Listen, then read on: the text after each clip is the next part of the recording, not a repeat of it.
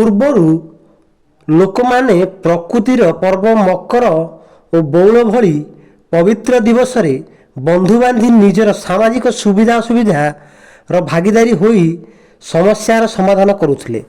ବର୍ତ୍ତମାନ ତାହା ଲୋପ ପାଇବାକୁ ବସିଥିଲା ବେଳେ ଗଞ୍ଜାମ ଜିଲ୍ଲା ଆସିକା ତହସିଲଦାର ସଙ୍ଗୀତ ସେନ ମୁଖ୍ୟଧାମ ପ୍ରକୃତି ମାତାଙ୍କ ପୁଣ୍ୟପୀଠ ବାବନପୁରଠାରେ ମାଙ୍କ ପୂଜାପାଠ କରିବା ସହ ମଙ୍ଗଳ କାମନା କରିଥିଲେ।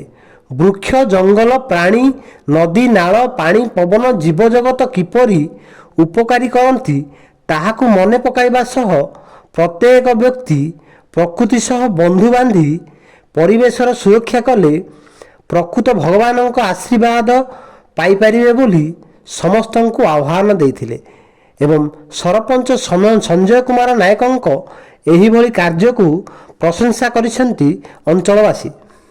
ସେମିତି ଫଳ ଆମେ ପାଇବା ଆଉ ଏବେ ହିଁ ପ୍ରେଜେଣ୍ଟଲି ସେ ଫଳ ପାଇବା ତ ସମସ୍ତଙ୍କ ପ୍ରତି ଆମେ ଆନୁଗତ୍ୟ ଦେଖେଇବା। ହୁଏତ ସେ ଗଛ ହଉ, ହୁଏତ ସେ ପଶୁପକ୍ଷୀ ହୁଅନ୍ତୁ, ହୁଏତ ଆମ ପଡ଼ୋଶୀ ହଉ, ହୁଏତ କୌଣସି ଆମର ବୃଦ୍ଧା ହୁଅନ୍ତୁ, ମା ବାପା ମାନଙ୍କୁ ବି ଆମେ ସମ୍ମାନ ଦେବା। ମା ବାପାଙ୍କର ବୟସ ହେଇଗଲା, ଆପଣ ଆପଣଙ୍କ ପିଲାମାନଙ୍କୁ ଶିଖେଇବେନି କି ଠିକ ଅଛି ତୁ ଜେଜେଙ୍କୁ ପାଟି କର, ମାଙ୍କୁ ପାଟି କର।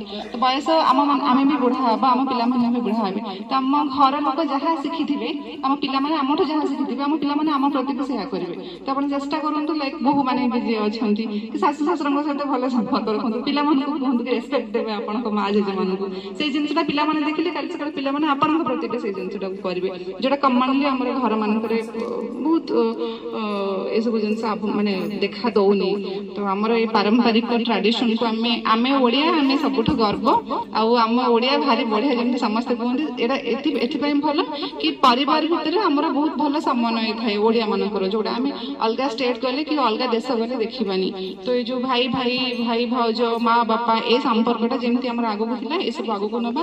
ତା ସହିତ ଆମ ପରିବେଶ ସହିତ ଆମର ସମ୍ପର୍କକୁ ନିବିଡ଼ ଭାବରେ ଯୋଡ଼ି ରଖିବା, ପଶୁପକ୍ଷୀଙ୍କୁ ଭଲ ପାଇବା, ଗଛ ମାନଙ୍କର ଯତ୍ନ ନେବା, ନିଜେ ବି ଗଛ ଲଗେଇବା। ଆଉ ମୁଁ ଭଲ କନସେପ୍ଟ ଏଇଠୁ ପାଇଲି କି ମନ୍ଦିର ହଉଛି ଯେମିତି କିନ୍ତୁ ସରପଞ୍ଚ ଆଜ୍ଞା କହୁଥିଲେ ଆପଣଙ୍କର କି ଲୋକ ଏଠି ଅଫର କରନ୍ତି କଣ ମୁଗ ଆଉ ଅଲଗା ପ୍ରକାର ସବୁ ସିଡ୍ସ ଅଫର କରନ୍ତି, ସେଇଟାକୁ ଆମେ ବୁଣିଲେ ଆମର ପଶୁପକ୍ଷୀ ବି ଖାଆନ୍ତି ଆଉ ସେଥିରୁ ଗଛ ବି ଯୋଉଟା ପ୍ଲାଣ୍ଟେଡ ହୁଏ ସେ ଗଛଟାକୁ ବି ଲଗାଯାଏ ଆମର। ତ ଏଇଟା ଗୋଟେ ବହୁତ ନିଆରା ପଦକ୍ଷେପ, ମାନେ ଏଇଟାକୁ ଆମେ ଆଗକୁ ବି ନେବା ଦରକାର, ବହୁତ ସ୍ୱାଗତ ଯୋଗ୍ୟ।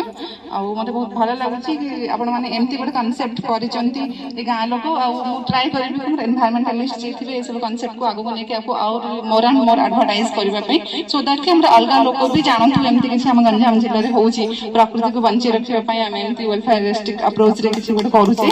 ଆଉ ଆପଣମାନଙ୍କୁ ଅନୁରୋଧ କରୁଛୁ ଏଇଟାକୁ ଆମେ ଆଗକୁ ବଢେଇକି ନେବା। କେବଳ ମନ୍ଦିର ଅଗଣାରେ ଆମେ ବସିଛେ, ପ୍ରକୃତି ବହୁତ ପ୍ରକୃତି ହେଇଗଲା ବହୁତ ବଢିଆ ଲାଗିବ। ଏବେ ଆପଣ ବାହାରକୁ ପଳେଇବେ, ଯାଆନ୍ତୁ ତ କେମିତି ବ୍ୟବହାର ଦେଖେଇବେ। ତ ବାହାରକୁ ଗଲେ ବି ଆପଣଙ୍କର ପ୍ରକୃତି ଆଉ ଆପଣଙ୍କର ପରିଜନକୁ ନେଇକି ସେମିତି ବ୍ୟବହାର ହଉ ଯୋଉଟା ମନ୍ଦିର ପ୍ରେମାଇସେସରେ ରହୁଛେ।